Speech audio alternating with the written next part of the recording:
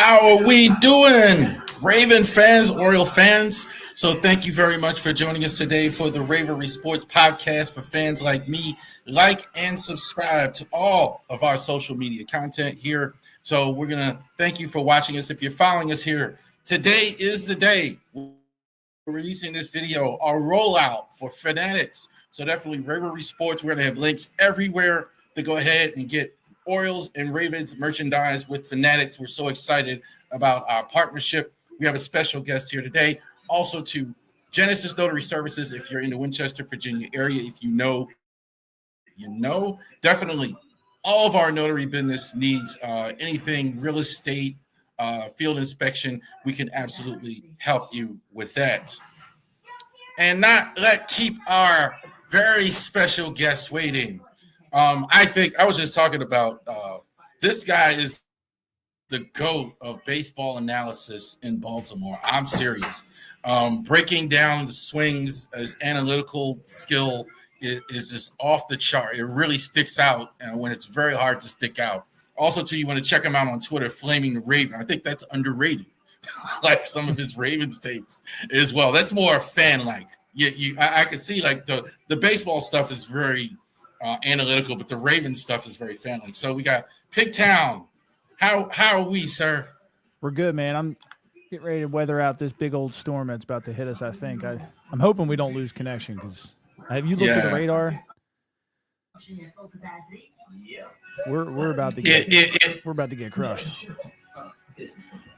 Ours came through here, Virginia, earlier in the day. So nice. We've been fighting rain. So yeah, I'm hoping today. Yeah, tornado warning and all that other fun stuff. So that's why they moved the game up earlier. Yeah. Southern Maryland I think they just had like one small one touchdown, and it's moving its way up.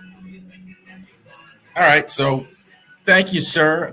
Been trying to get you on for a while. I've been watching you for the last couple of years, everything you're doing. So thank you for showing up here tonight. Let's talk a little baseball, man. Brandon Hyde, no longer the manager of the Orioles. A few weeks ago, I'm listening to your show a couple times. You really, I wouldn't say you were for or against Hyde. Really, I didn't hear you. You didn't go too hard on the other way. Where would you sit now that this actually is done, getting rid of the manager? Because believe it or not, we haven't gotten rid of that many managers, considering what the record has been. We've really only had like 2 in the last few years. Yeah, I mean, I played for Brandon when I was back with the Marlins, and he was there, and Tim Costins was there, and they were great dudes. I mean, people loved playing for him. He was a high-energy guy, and we saw it, early on in his career. He was real high energy, always in the dugout, kind of, and we've seen, the clips when, he chirped with Chris Davis or he chirped with Robbie Ray. Like, that was just his personality, and guys kind of fed off of it, and I was always kind of a high defender for a long time, but it almost felt like, I don't want to say that guys quit on him because they definitely didn't quit on him. And you could tell by their reactions, like they were upset and they were sad, but it almost felt like they became like friends with him to where I think the leash got a little too long for certain things. And it just, I don't want to call it a frat house, but just certain things just maybe kind of got let go a little bit more than just a regular manager would do. And I still think he was doing a good job. I still think guys were playing hard for him based on the circumstances with all the injuries, but it definitely looked like some kind of change was needed. Something to shake something up. I really didn't think it was going to be Brandon Hyde. And I kept saying to myself, you got to change something. And I really thought it was going to be one of the pitching or hitting coaches. And I mean, they went from the top first. And I don't want to say the team has fully responded to that. They've played better, not great, but they've played better. And the numbers show that they've kind of gotten it together a little bit. And whether that's a Brandon Hyde thing or they just realize that, hey, we just played so bad we got our guy fired, but it worked in a sense, if that makes sense. Yeah, I'm with you. What is your overall read on the new manager? I mean, how is the organization looking at him? So is he a guy that he's just placeholder or whatever? What do you think of Tony Mazzolino early in his job as manager? I've always liked Tony. I mean, he's made some decisions at third base, sending guys that people have questioned over the years, and I've questioned myself, but he's an aggressive guy, aggressive coach. And you can see that the team has already kind of responded to his energy. He's a really high energy guy. He's always kind of upbeat and, kind of moving around fast, and he wants to get drills done, and he's always out there early. I mean, they showed a picture today. He was out there hitting fungos at Ryan Mountcastle. And I think we all agree Ryan Mountcastle's got a really good glove at first base, and he was still out there. I think they said it was at like 10 a.m., and Tony's out there hitting ground balls at him so he can keep working on picking the ball at first base. Like, it's the little things like that. I'm not going to say that Brandon Hyde wasn't doing that. I think Tony was probably still out there. Brandon was still in the clubhouse, but it's different when it's like the head guy out there, like, hey, you want to go out and get some extra work in, and guys feed off of that. And I think they're playing hard for him. And some of his interviews, I know some people are giving him some crap about it and stuff like that for his choice of words and how he says things. And I even today, when he talked about needing labor or something like that for John Mabry, I'm like, well, what does that even mean? But I don't think he was bred to sit in front of a camera every night. He's just a baseball guy. That's the difference between an interim manager and a seasoned manager, right. The media aspect. Yeah. They don't understand. They can get played by the media a little bit. They can not really get it yet. For sure. And he it almost looks like he's nervous, to talk. And I feel like they've gotten better as the weeks have gone on, but he's probably still nervous up there answering questions every night. And he said it himself, I never thought in a million years I would do this. It's not like you don't go through those media trainings and stuff like that, like the players and normal managers do and stuff when you're just a third base coach. You're not really answering questions all that often. But I think he's doing a good job as on a baseball sense, for still with the injuries and all, and him trying to deal with that. The bullpen hasn't really been performing all that well, so he's got to navigate that. I mean, I have no faults with what he's done with the team so far, and they've seemed like they're responding well to him and his energy. They've definitely played with more energy themselves too, and they don't look dead in games. Like when they're down 4-0 or something in the fourth inning, like we've seen this team at least make it competitive late in the game rather than kind of just, oh, let's roll over and get them tomorrow kind of attitude. Who do you think is the next manager of the Orioles? You could count me into Buck Britton, hire Buck Britton. I think a lot of people thinking he's too young. I hear that a lot. I think like with this particular group, though, because he has worked with them all in the minors, your main guys, I think that's a big problem right now, their main guys. Where are you at with who should be the next manager? Ryan Flaherty, I heard yesterday, Skip Schumacher, names like that. If you were doing it, what would you – what do you think is going to happen, and who would you hire? I like Buck. I've played with Buck. Good dude. Guys respond to him really well. He handles adversity, attitudes, all that different stuff very well. He's got a demeanor just like Zach Britton.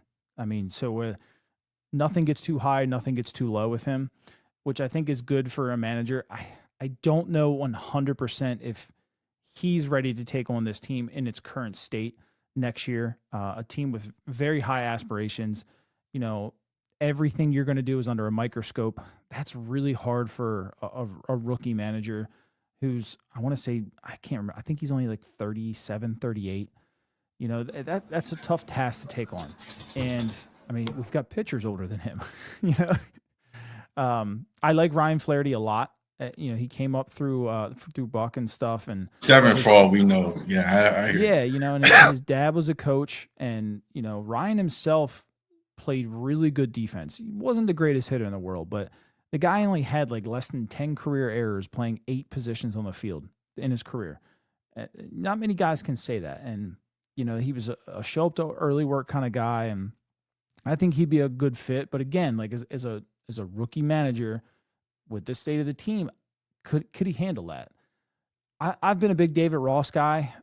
He's old school, which I think this team kind of needs a little bit less. I'm your friend and more like I'm your boss. Let's get it together kind of thing. I know a lot of people like Skip Schumacher. Skip would be fine. David Ross would be fine. I don't want Buck back. Completely honest with you, Buck Showalter. I think that ship sailed. And it's sailed on multiple teams for a reason. He's a good guy. He can probably get this team to play well. I don't think he'd take it anyway. I don't think he No, would. he's a I control don't guy, think he would take it. and that's my biggest question now. Is it seems, I don't want to assume too much. It does seem like Mike wants things done his way, and he puts guys in place that are going to answer and do what he wants. Now, John Mabry is not one of those kind of guys. So it's interesting that maybe he's decided like, okay, it's not working. Let's try something different. If that was the case, I could see it like a Brad Osmus or David Ross or Skip Schumacher get hired. I like Benji Molina myself. Benji's been around the game a long time. We know how rich that family is when it comes to baseball knowledge and how long they've all played together, and that would be really fun. I don't think we're going to get who we expect, to be completely honest. I think it's going to be like nobody had John Mabry on their radar here. I don't even remember that guy playing. I remember him playing, but I didn't even remember that he was available. I don't think anybody did. And I think that's the kind of guy that Mike likes. Mayberry, I think, is just because of the young, exactly what I said on Twitter. You got a very young coaching group. You want a gray head in there, right? Yeah. You want a guy who's seen there, done it, been there a long time. That's not uncommon when you have a coach that's young to hire a veteran guy to understand, hey, your lineup card, things to the game, things he might be missing, like he hasn't done media stuff. Yeah, I fully agree with bringing him in. I think he's a great hire. It just wasn't a guy that I don't think anybody had on their radar to even think that he was available to bring in. We heard Seattle do it last year with Edgar Martinez, and I feel like Mabry's probably going to do the same kind of role as what Edgar did in Seattle, and that's seemed to perform really well for them so far. And it's just not a guy I don't think anybody really had an eye on, and I think that's just how Mike operates. Mike operates to kind of his own drum. He's going to find his kind of guy, and this next manager is probably not going to be anybody that we expected, is what I think. You hit a perfect segue. I was going to roll into Mike Elias, and you just went matter of factly said it's going to be Mike making the decision. So do you think they keep Brandon, they keep Mike Elias for the next manager, no matter who it is? I think they do. Mike's done a lot here, and has the last two deadlines been the greatest? No. And Mike will tell you the same thing. But here's my worry is Dan Duquette was pretty good at building a major league roster. Not the greatest, but he was pretty good. The drafts were okay. Some good ones, and some not so good ones. And the international market was nowhere. We were never in it. And that could have been an Angelos thing. I really don't know. My concern is Mike is really into the international market. I mean, he helped flip Basayo from the Yankees to the Orioles. A couple of the guys that he signed are performing very well in Delmarva and Aberdeen. And he's put a lot of money into it. You got to stay in that realm to be consistent in today's game, because the talent coming out of there is very good. And you don't want to kind of just fall back into one of those teams that you don't really have a shot to sign guys, because it took a lot to get to where we were. And then if you fall back behind the Dodgers and Seattle and Yankees and Red Sox, it's going to be really hard to climb back out of that. To just get rid of Mike for 1.5, 2 bad just trade deadlines. This offseason was bad too. I'm not even going to sugarcoat that. It was bad. But he admits that. And part of me thinks that when you look at the talent of depth that's in AA and AAA, Mike, I'm not saying this is what he did, but it's just what I think he did. I think he looks at some of these guys and he's like, I can only give out 1-year deals because I have a Brandon Young ready. I have a Chase McDermott that needs a shot. I have a Braxton Bragg that's moving up through the system, a Pete Van Loon who's coming up quick, a Patrick Riley who's pitching really well. Like, I don't have room for all of this talent if I give out all these multi-year deals to pitchers. Let me just go give a couple 1-year deals out, patch it up, and then I have room to kind of bring these guys up as needed. And it backfired. And he'll probably be the first one to tell you it backfired. And now some of those guys are hurt. Some of them are pitching extremely well, and they do need their spot. So I think he took a gamble, and it kind of blew up in his face. And It looks like he's trying to make a change. John Mabry is not somebody that I would have never expected Michael. That's not a Michael Elias hire. So maybe he is looking at it like, okay, maybe I did screw up. And maybe he has been told, hey, you're on the hot seat here. You got to fix this. And maybe some changes are coming. A lot there.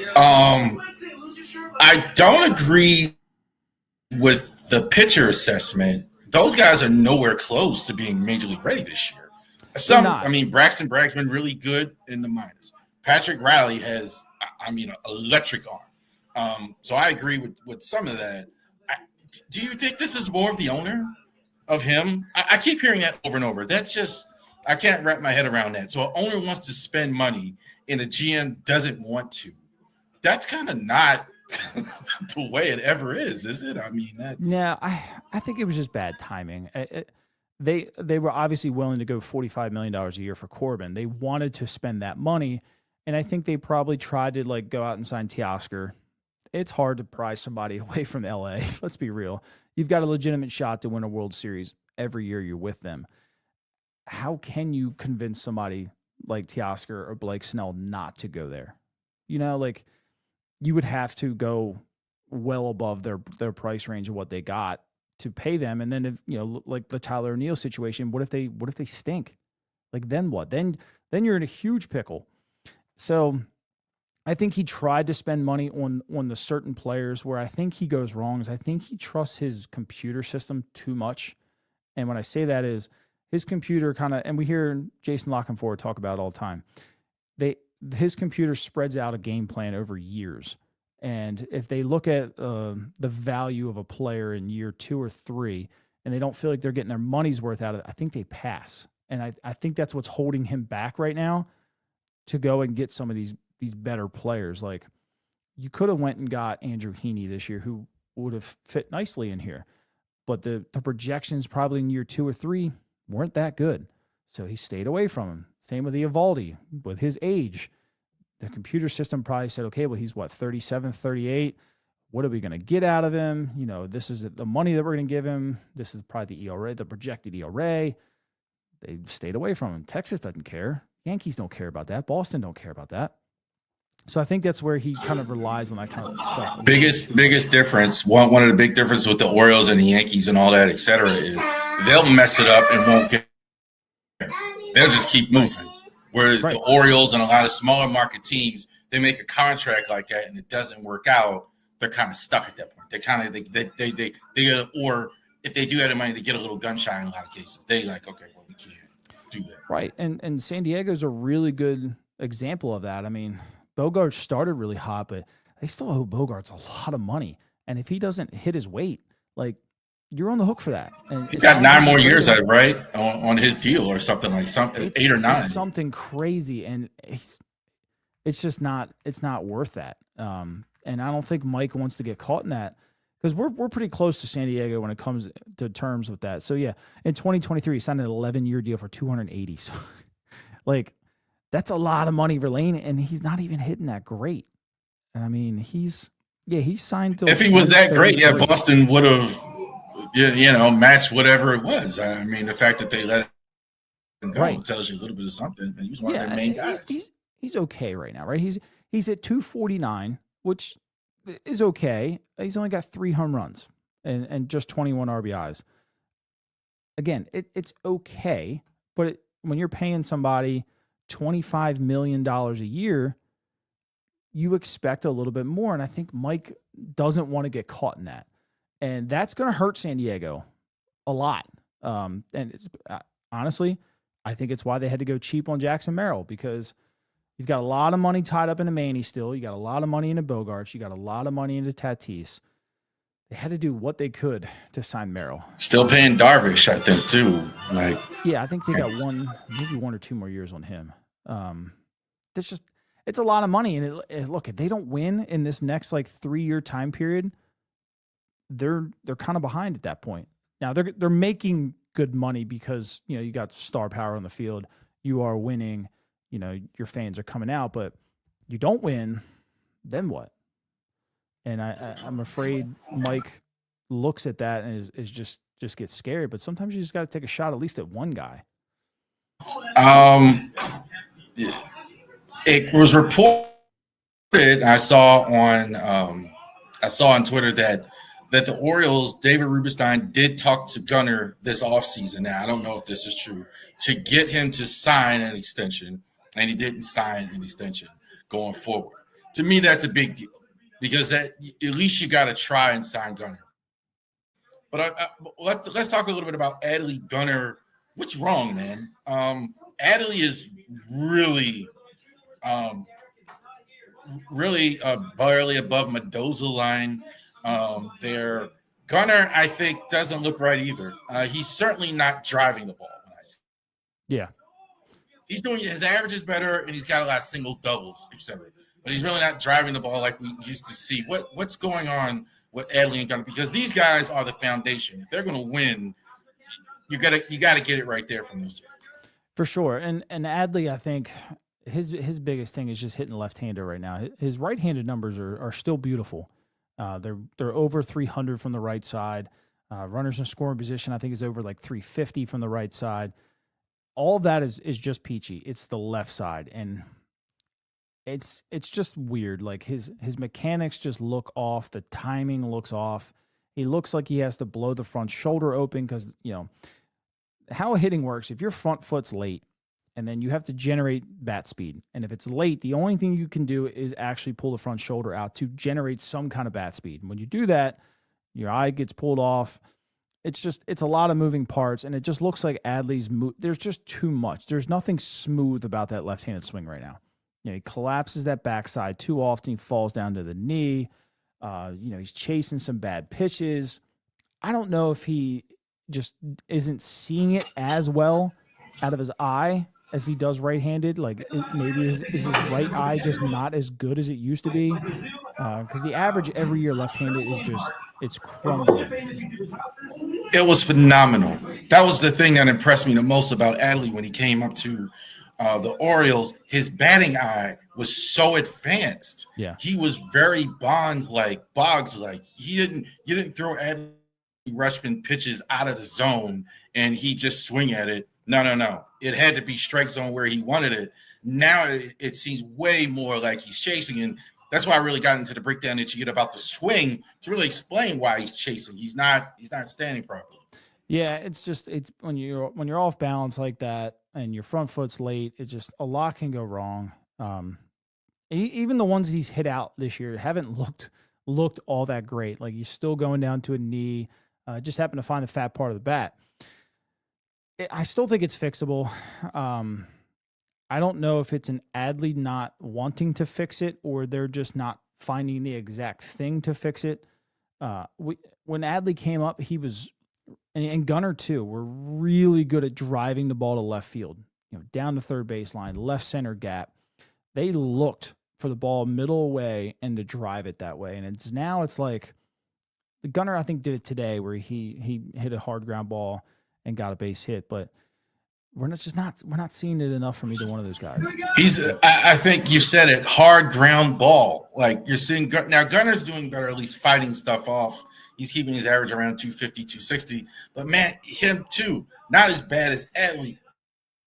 Not really driving the ball when I see him. Yeah. He's just like singles, doubles on the ground, stuff like that. Where Gunnar used to like just be everything was had thunder to it. But I don't know what's going on with Gunnar either. Yeah, he's hitting the ball hard, but it is on the ground, and I don't know if that's a change that they've made, in the offseason with the new hitting coaches and the approach that they're taking. A lot of guys are hitting the ball hard on the ground, and I don't know if it's. I really don't. It's hard to say because it's hard to see from the angles that we get as fans. Some of the websites, they give us something at least, but it's really hard to see a straight on angle to see what they're doing. The side angles, like when you're looking at the player's body and you can see their swing and stuff, that's easier to tell. They could be swinging up and then kind of just hitting the top of the ball. So they're trying to get lift and then hitting it top. And they're still hitting it hard, but it's just going on the ground. They could be out in front of it just a touch too early. There's a lot of different variables that could happen to be hitting it hard on the ground. I want to say they're like top 3 in the league as far as hard hit rate on the ground goes. So those are better, I guess, than like pop-ups or, just flyouts. But I've said it before, like when you hit a ground ball in the big leagues, it doesn't matter if it's 120 miles an hour, 98 out of 100 times, they're going to make the play. It's those 2 times where, it finds that little nick in the field and it pops up on somebody. If it doesn't take a bad hop, they're fielding it 98 out of 100 times. So you got to get the ball off the ground a little bit, more into the holes a little bit. It's just they're struggling in all phases, and maybe a hitting philosophy change would help. Last year they were really aggressive early on. They were jumping on the first pitch a lot. They were hitting over like 350 as a team on the first pitch. And they're still hitting okay this year. I want to say they're like 280, 285 on the first pitch, which is still really respectable. But they are also leading the league in pitches per at bat. So it's like I've said it a couple times, they don't have an identity. It's either sometimes they're really early in the count, and then there's other times it's like, let me try and just see as many pitches as possible. And then they get themselves in a hole because they just watched 2 fastballs down the middle, and now they're sitting here trying to fight off a bunch of curveballs and changeups, and they're just all over the place. It's almost like they don't go up there with a plan. I think what's been worse than the hitting has been the starting pitching. So we're not going to have on this channel Charlie Morton slander. We're going to stand up for Charlie Morton because Charlie Morton had a great start the last start. It only took him until Memorial Day to get a quality start.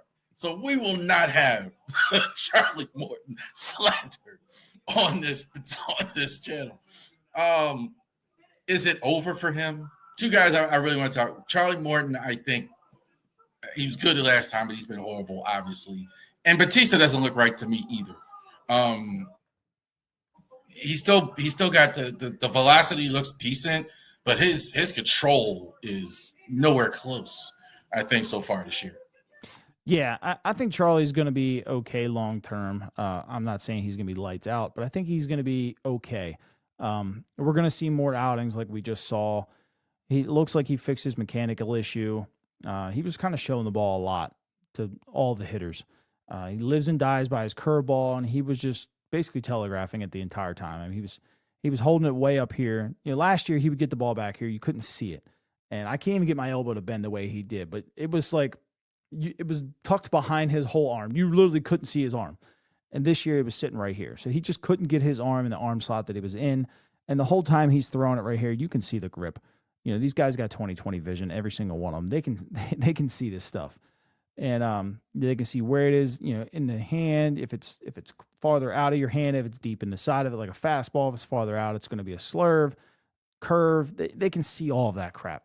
And when you're showing it for 2 seconds, it's easy for a big league hitter to hit. And they were teeing off on him. And now it seems like he's hiding the ball better. It's behind his head again. He's got the elbow kind of, I literally can't even do it. I'm not a pitcher. But I think he'll be okay. He'll stay around a 4-ish ERA for us, which I think is fine. As long as they can keep him down in like that 4th or 5th starter, I think that's okay. There's not much more you can ask for out of a 5th starter to get a 4 ERA. Batista, the command I think is kind of all over the place, and part of that might be he's trying to ramp himself back up into the velocity a little bit, and because it seemed like when he first started the year, he was hitting spots pretty good, and the splitter looked really good, but he was in that 96 to 97 range, and now it's like we're starting to see a little bit more 97s, 98s, 99s, and it's just staying in the middle of the plate. Velocity was way down at the start. It was very concerning as well. I think they kind of walked him, really slow walked him more than even I think they should have in spring training. Even though you have Tommy John, 16 months, you should be ready. Right. And I think even with that, they still took it easy, and it kind of hurt him at the start where he just didn't have his normal velocity. I agree too. And it goes back to like being able to locate. He got himself used to locating at that lower velocity. And then when he tries to start ramping it back up, kind of leaving it in the plate a little bit. Splitters are still really good. I mean, that splitter's good enough where he literally can throw it right down the middle of the plate and it's going to move somewhere. that it's a good enough pitch. And it's like he's got two different ones now, where one just drops straight down and the other one has that like Sagano run where it's like down and in too. So if he can stay on top of that pitch, because some of them are still kind of up in the zone a little bit, and it's 88, 89. If you really hang one up in the top of the zone there, you're going to get Kyle Tuckered. Yes. Especially when you're pitching in the ninth inning, right? As well. One more thing real quick. We went over high, we went over last, we went over the offense as well. The deadline. Where are we? Are we buyers? Are we sellers? Are we? Where do you think the Orioles are? Because I really don't have any idea where they are thinking is that. I think Bleacher Report put something out today that they did say if the losing continues, they're telling teams they will be sellers. I think you need to attack it like you did in 2022. Even if you start winning a little bit, sell some pieces, not all. Find a couple like Jorge Lopez and like Trey Mancini who are going to get you a return like Cano and Cade Povich that you can kind of build for 26 and beyond with, because we still don't have a full starting rotation under control. Right? You have Bradish, you have Povich, and you have Dean and Grayson. So you got room for another starter if need be. The bullpen, I think we all know, needs some help, and it wouldn't hurt to have a good bullpen arm that has options. So if that is Cedric Mullins or if it is Ryan Mountcastle, deal one of them, but still look to acquire somebody else that can help you too, whether that be a bat or an arm or something like that. Somebody that has control that can still help you, that you're not giving up too much for.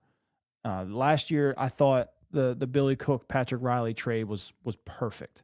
If there's an arm somewhere out there that you really, really like, and you have to get rid of, Creed Willems or something like that. Creed's blocked here. He's a great player, and he's going to probably fetch you a really good arm. So I love Creed Williams, man. Creed Williams. Every time I see him, I think of Kyle Schwarber. That's exactly what you get. He's going to be all or nothing. He's going to get you that home run. He's swinging. They tell you when you're baseball, I didn't play nearly as good as you were. But, man, they don't swing for the fences. He pays that no attention. Yeah. He's swinging for the fences every time. Yeah, he swings hard. And but, guys like that can fetch you a really good piece back. I think you be a buyer and a seller. Just try to upgrade your team without decimating it, if that makes sense. I'm with you. Let's talk about PigTown Sports. The name is awesome, being from Baltimore. If you know, you know. Yep. I know, but tell the people that don't know what PigTown is. I'm sure you've had to explain this before. I have. So I'll be completely honest with you. I'm not from PigTown. I looked on Twitter back when I wanted to start all this, and I was like, you know what? I want something that associates with Baltimore that people from Baltimore would know. And it's like everybody already had like Utah Street, or everyone and their mother was Baltimore something, like, Orioles something. And I was just like, what can I use that associates me with Baltimore that stands out? And then I was thinking like PigTown. And I don't know the history about it all that much. I just know that from what I was told that, there was a slaughterhouse there, right? And people used to bring the pigs literally through the streets to the slaughterhouse, right? Yeah. So that's the story that I've been told, at least. And that's how it got its nickname years ago. That was back in the 50s or 60s or something? Yeah. It's the hood. More I associate with it's the hood, right? So like we're all the Caucasian people that that didn't have money, that weren't Roland Park, Mount Washington, whatever. They lived in PigTown. Right? The working class people. So that's why I really thought it was cool, because my family certainly was at no money still. So I always thought like this guy's really sticking out to be proud from PigTown of all places. Yeah. That makes sense. I grew up down in, about 20 minutes south of Baltimore, so I'm not going to claim that I grew up in it. I just wanted something that people in the area could associate with Baltimore and still stand out from all the other thousands Baltimore something names on Twitter. Yeah, I hear you. I'd say Ravori. People don't know what it is. Ravens, Orioles. Some people don't figure that out. Yeah. Uh, your baseball. Do you consider yourself a baseball channel? Because I've seen your Twitter stuff with football. Do you consider yourself a baseball guy or baseball and football, or I know you actually have those baseball background, much stronger baseball background. Yeah, I mean, I played football for a long time. I probably could have played in college.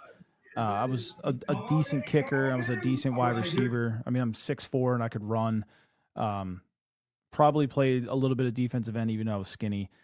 But my baseball coach was also the football coach. And he was like, look, I can't have you play quarterback because we don't have a line and I don't need you to get hurt before baseball season. He's like, just go out and play wide receiver or something like that. Don't get hurt. I was a good athlete. I would have probably played for a while. Definitely the bigger baseball background. It's a passion of mine. My fandom for the Ravens is not like, I don't go as analytical and as deep with the Raven stuff as I do football stuff. There's plenty of channels that do that. I throw my little 2 cents in here and there, but I don't really kind of dive into it the way I do like on Facebook at least. I'm a little bit more of a fan than I am like you said with baseball, where it's more like more of a professional approach to it. Football, I'm just like, I hate John Harbaugh, get him out of here, like. And I tell people all the time. I see it on Twitter. I see it on Twitter. The Twitter rant. I could tell like it's more fan stuff than it is baseball. Yeah. Go ahead. It's weird. I can't explain why I don't like John Harbaugh. I have no idea why. I just don't. It's so weird. And I laugh about it too because there's games that like he does really good, and I'm like, about time you did good, right? And I'm all happy for him. And then as soon as he screws up, and I'm like, I knew I hated that guy for a reason. Like zero reason. Like. The owner of Jimmy's Seafood asked me all the time. He's like, "Why do you hate John?" I'm like, "I don't know." But I love football. I do get as deep into it, but I don't put it on Twitter as much. Like I'm always looking up stats and like sending it to my neighbors and stuff like that, or my fantasy football group and stuff. But there's a lot of good channels covered, and I don't want to step on anybody's toes. You've been working with Paul Valley.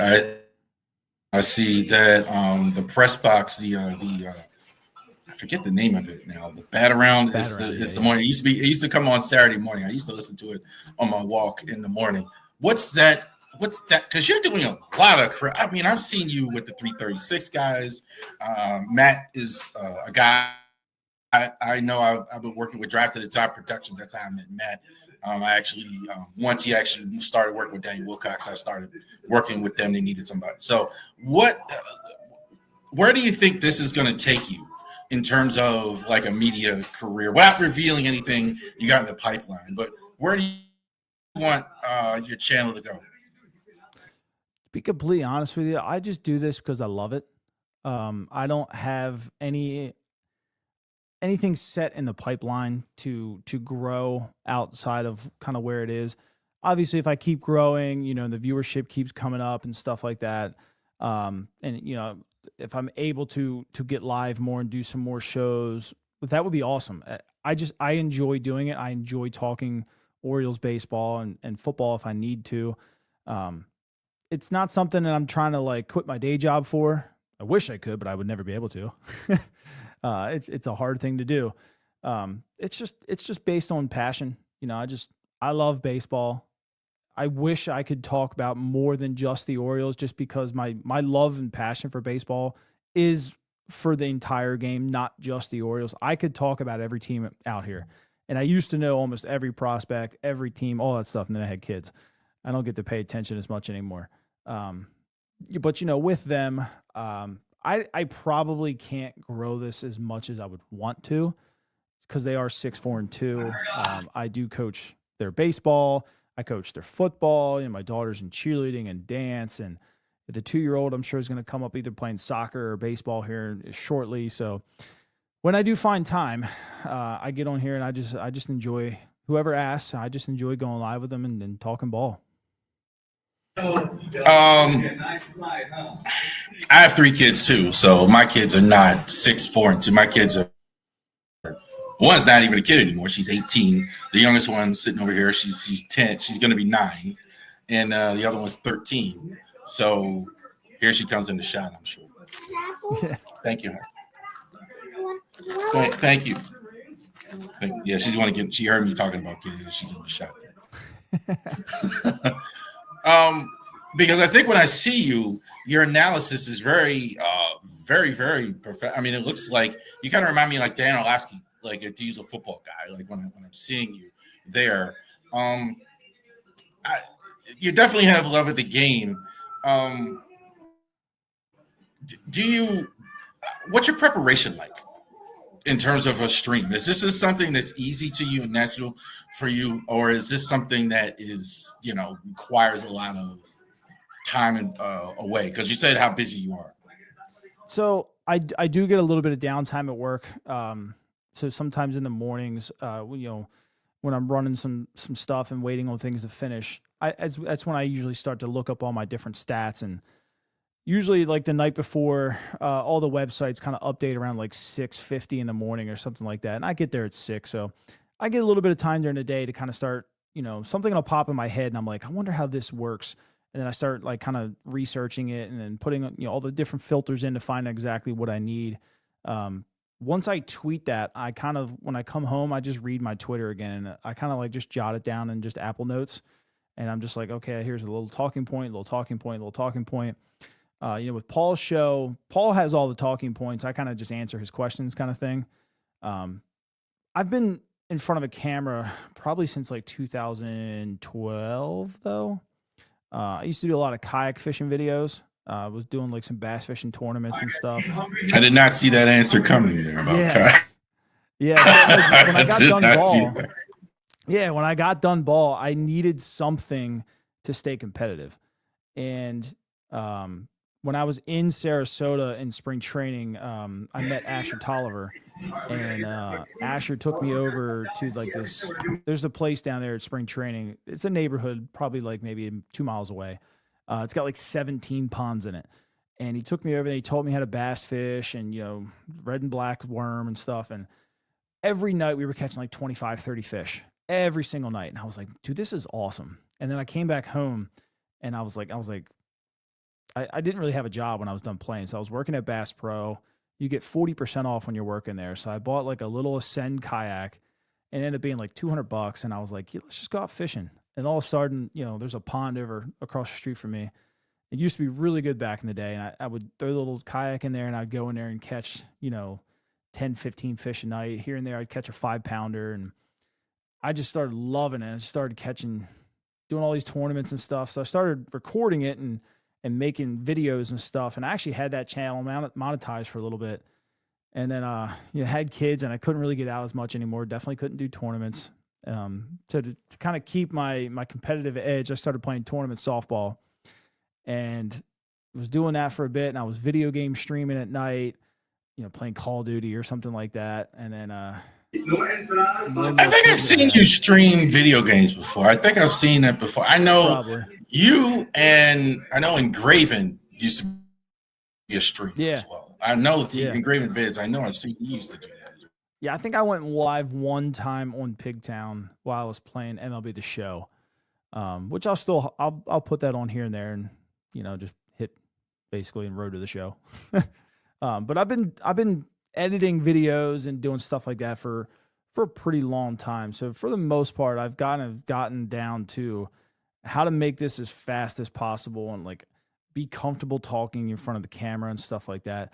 A lot of the talking points I will think of within like 5 to 10 minutes before we go live, and I'll just jot it down. Sometimes if I have a guest on, I'll actually like beforehand, I'll prepare questions for them, like a day or so before and send it to them, make sure they check it out. Like when I went live with Mike Bordick, we had a couple questions for him, make sure there was stuff that he was allowed to talk about and, stuff that we wanted to chat with him for and stuff. So it's kind of just a mix. I don't get a whole lot of time to sit down and think too much. Yeah, I'm not nearly as good at it. It takes me a long time to prepare anything, and I'm not. This is more of a fan's perspective, not your. I'm not a sabermetric guy like you. That's kind of where me and you differ. I kind of like always trying to deliver it like the way fans understood. Maybe Yeah. old school scoring the game like they used to do. One other thing, media in general. I think ESPN's about to go out of baseball. Hopefully, the rumor is that NBC Peacock is going to take that over. The rest of the league, as far as where are we with baseball? I mean, who do you like in baseball media? I think Mark DeRosa is really good, and honestly, Billy Ripken is really good too. Just they're two guys that just they can see the game, they can see the little things, the little changes, and they can explain it, and they can explain it in a way that's like really in depth, but a way that anyone can understand it. And I think that's kind of what sets them apart from the others. Um, I forget Howie's last name, but I used to really like Howie a lot. He was really, really good at it too. And I forget the other one that I really liked. I've listened to Pool Holes one time on like MLB Network, and he was really good too. Pedro's good in my opinion. Um, and David Ortiz is fairly decent. David, I don't think David doesn't have the eye as some of the other ones do. The knowledge of the game is really good, and you can sit there and listen to him and like A-Rod kind of like banter back and forth a little bit, but it's just something different from Mark DeRosa and Billy that you get, that they can just pinpoint the smallest things, hitting or pitching. And I just love that. Would you consider it? And I heard what you said, but would you consider it if they were to ask you? I know you don't think they would, but would you? Because they should consider it. Like listening to some of the stuff I've seen, would you consider that if that opportunity ever came or anything like that, MLB Network or anything like that? No, for sure. For sure. Just because, I mean, I would sit there and get to, talk about something I'm passionate about all day long, and watching different video and trying to see like, why is this guy struggling, or what changes did he make to all of a sudden start playing really well. I've got a friend at work, big Cardinals fan. And he asked me all the time. He's like, "What is wrong with Jordan Walker? Like, he annihilated the ball in the minor leagues. He's a big prospect. He's like 6'7". He's like, what's wrong with him?" And so, I mean, for the last like week and a half, I've just been like just watching a lot of his videos, and just like, and it was using that same little like video like skeleton breakdown thing that I did with Adley, and I'm like, and it looks like he's jumping out at the ball instead of just sitting back and waiting, but not. You don't see it every time. So, and he's only 23. He's just a young guy, but I would love to sit there and do that all day long for just all around the league. That was one of the Cardinals. I don't want to put too much on Jordan Walker, but it was kind of their downfall. Like him, they were really counting on him, and he was like one of their rare misses. And now it seems like they're missing here lately as far as the practice. I think for years, the Cardinals and the Braves were the two best run franchises in terms of balancing money, getting prospects, and all of those stuff. Yeah, they were really good. When I was there so the Marlins and the Cardinals actually share a facility. So we were there every day watching like how they ran their practices, and what they were looking for out of certain guys, and then we would play each other all the time too, and just hearing their coaches talk to their young guys and how they went about their business and stuff like.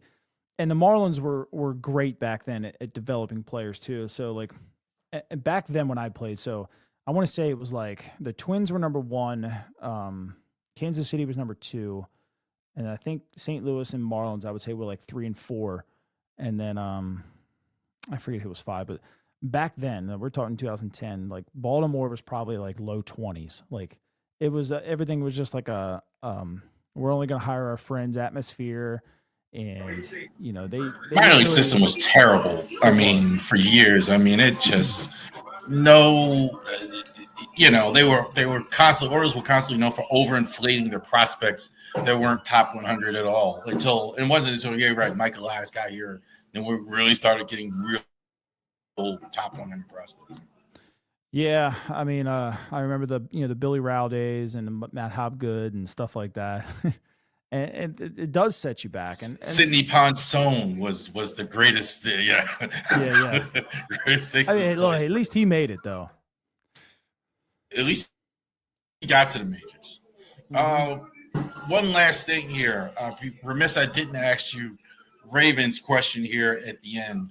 Um, I think too, and we're gonna have a NFL video where more baseball focus here, obviously in the summer months. But best team in the AFC this year, Ravens. I think it's Ravens and Buffalo are two best teams in the AFC. What do you say? I wouldn't disagree with that.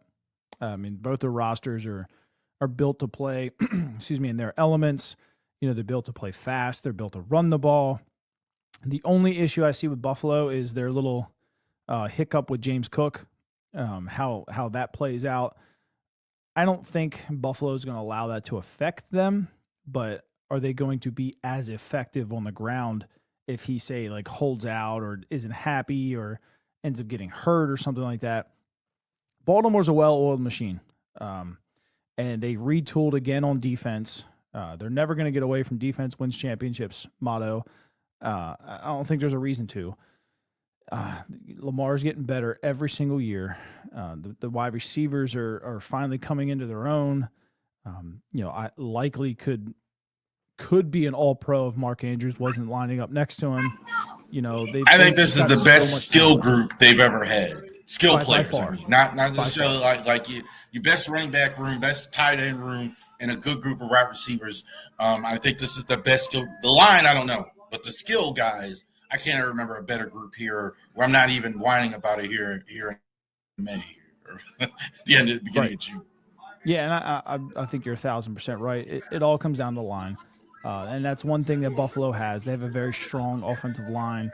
Not that I don't think ours is going to be good. It's just how long is it going to take them to gel together, and how many moving pieces is it going to end up being? Like, is Voorhees going to get more playing time this year? Is Falalele going to be the starter and stay the starter? Who's going to be that rotating offensive tackle that Josh Jones kind of played and then Makari kind of played like on the jumbo set. So once they get that kind of figured out by week 6, week 8, then I think we'll start to see them hit on all cylinders. I think I've sold people. Like, I know my channel is small, and I know it's because Daniel Falele hasn't seen it. Because if he did, he would certainly have me blocked the way I was killing him last year on Twitter because he was just God. I mean, I'm just. It was a revolving door sometimes. Tell the people where we can find you and everything. And y'all should have been watching this with pen and paper, getting some of this outstanding baseball analysis here. Tell the people where they can find you. Yeah, so I'm on Facebook, TikTok, Twitter, Instagram, and then YouTube is the biggest. But they're all under the same channel here, PigTown Sports. Pretty much just all day, every day, baseball something. Where are you on Facebook? I tried to find you actually on Facebook. Is your name different on Facebook? My real channel, is different. I do have a PigTown Sports page attached to it, though. I think it's okay because I've seen you take calls doing the thing on Facebook, and I can't find you. Okay. Yeah, I think they made me spell it different. I'm checking now. I can't remember. I remember there was something weird about it. Yeah, so it's PigTown, and then I had to do a space sports. So it's not all one word like it is everywhere else. Facebook's dumb. Thank you very much, sir, for joining us here as well. Definitely check him out, PigTown Sports. I check it out. I literally check him out every week, certainly during the baseball season as well. Definitely, too. Thank you very much, all of you, for joining us here for the Ravori Sports Podcast for fans like me. Like and subscribe, just like you just said, on YouTube, Ravori Sports YouTube channel, Ravori Sports Podcast. Thank you guys for joining us, and you have a great rest of your day.